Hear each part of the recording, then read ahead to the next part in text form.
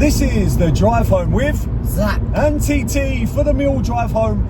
Driving home from Pride Park, where it finished Derby County 0, Millwall 1. Big 3 points, big 3 points against the team that are massively struggling, and you can see why. Derby will struggle to stay in the league this year without a doubt. Very little quality. To be fair, there wasn't much quality from either side, but we were the better side. There's no getting around that. Some baffling decisions from the ref. A couple of, I think Saville should have definitely got booked, and we'll go into more details about the ref in a little while. But it's always nice to score a 95th minute win, especially after another missed penalty away from home. I'd rather us tuck the penalty away and then score a 95th minute winner a 95th minute goal to make it 2-0. But it is what it is. It's Millwall. We never make things easy. Thank you very much for the support of the channel. Stick a like on the video if you like it. Obviously, we've got 3 big away games coming up with Bristol City at home squished in the middle of it. Palace away next week. It's going to be an interesting and intriguing fixture. We started off today with Jensen in goal, a back 4 of Kramer, who I thought had a very good first half. Tanganga and Jake Cooper very good at the back. Left back was Joe Bryan. Was having a decent game until we got absolutely speared by the Derby County player that should have seen red. George Saville and Casper Denor in the middle. Good. I thought a pretty steady performance from both of them. Yeah. We had our left midfielder was. Who was our left midfielder? Aziz. Right midfielder. Negley. Yeah. Central attacking midfielder was Kundal, who was very quiet today, and Josh Coburn. No, it wasn't Coburn up front. It was Mihailo Ivanovic starting up front. Although, to be fair, he didn't play very well. He didn't have his best game. Miho got bullied a little bit by the 2 centre backs. Couldn't really get into the game. Saying that, we created the first chance of the match. It was as blatant a penalty as you're ever going to see. It was played down by the right by Kramer. Plays it into Tanganga, who was forward. I think it was from a free kick. But Tanganga does a lovely bit of skill, doesn't he? Yeah, it was like a 90-degree turn with the ball under his foot, and it was lovely. He was about to put a ball right in a danger area, and then he just gets absolutely clamped by the defender. Yeah, it just takes him out. I don't think you're going to see a more blatant penalty all season, but it wasn't given. And even from that, we created a chance, and Negley, was it Negley? Yeah, it was Negley. Negley got the ball on the corner of the box and whipped it in towards the back post towards Ivanovic, but it was one of those where it was just past the far post and just out of the reach of Ivanovic. We created the next chance was from Aziz down the wing. Aziz was much more lively on the left side compared to Negley on the right side. I thought Negley had a really poor game. Aziz done a nice little bit of skill, dropped his shoulder and whipped a fantastic ball into the box. Just not enough attacking dynamism from the players to get on the end of it. It really was. It was right in front. We were right in line with it, and it was just begging for someone to come onto the end of it. Although we did create another chance again in the first half. This time down the right. Was it a shot outside? Who had the shot? Not too sure. I can't remember now. But like I said, we were definitely on the front foot in the first half. I don't remember. Did Derby do anything in the first half? They created a couple half chances that got cleared well by Tanganga and Cooper. Yeah, it was like set piece. To be fair, we were mopping up. Defensively today, we were far stronger, far superior. Derby just had no idea how to break us down. And they have some good attackers as well, which surprised me. Yeah, well, on paper, yeah. But they weren't playing it. I couldn't see how that Derby team was playing for the shirt. To be fair, their lack of desire in the second half. At one stage, Derby fans were singing "We're going to score in a minute." I was thinking that is the most optimistic song you're ever going to sing. And then, to be fair, they created their only chance in the second half. It was, I think it was it a free kick? I think it was a corner. It was a set piece anyway, yeah. And their lads got on the end of it 6 yards out, and somehow it looks like it's going to go in for all the money you can put on it. And somehow, I think it either hits Jensen or goes Aziz and goes onto the bar and then hits the back of Aziz's head and then goes to Jensen, who's on the floor hopeless. Just literally, it was about to hit him in the head, but he got his arms up to it. And that was it.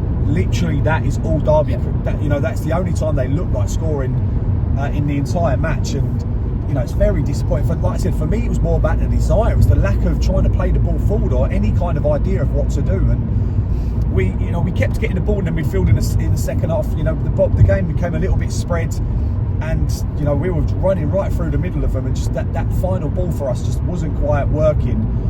I thought the subs today, obviously Coburn's come on for Ivanovic, and he's put himself about, and we'll go on to him in a minute. And later on, we made quite a few subs, didn't we? Honeyman come on for Cundle. Cundle done nothing.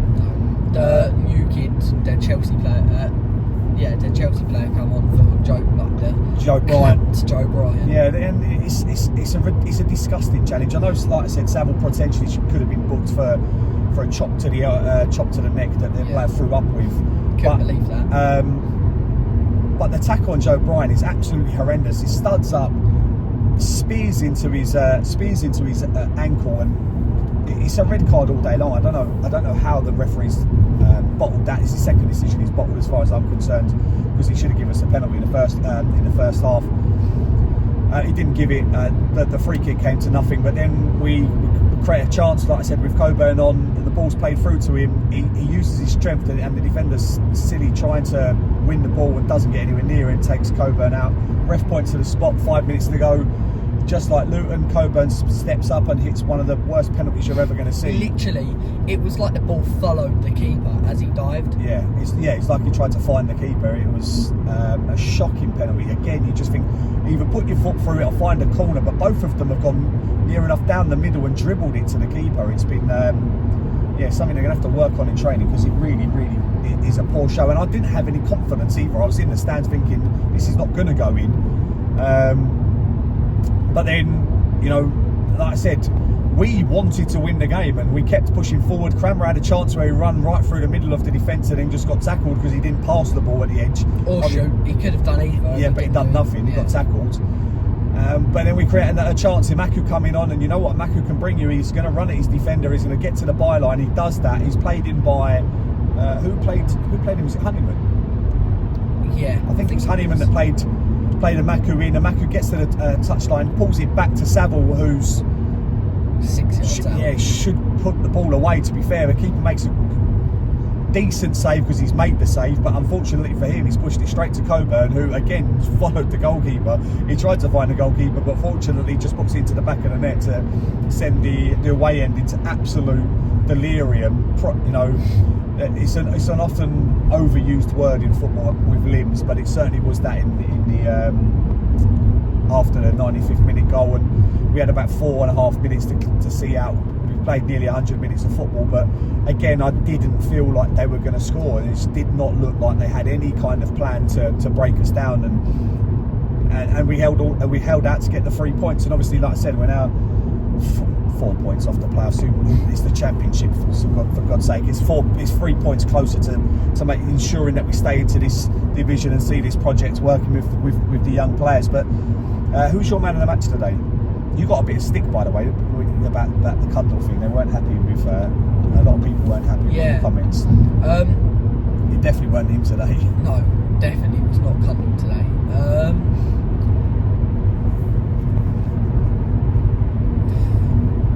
I can't really think. I thought Aziz calls there. I'm going to give it to our two centre midfielders. I thought they were solid. Didn't do much wrong in the game. They made a couple dodgy passes, but other than that, I thought they played quite well.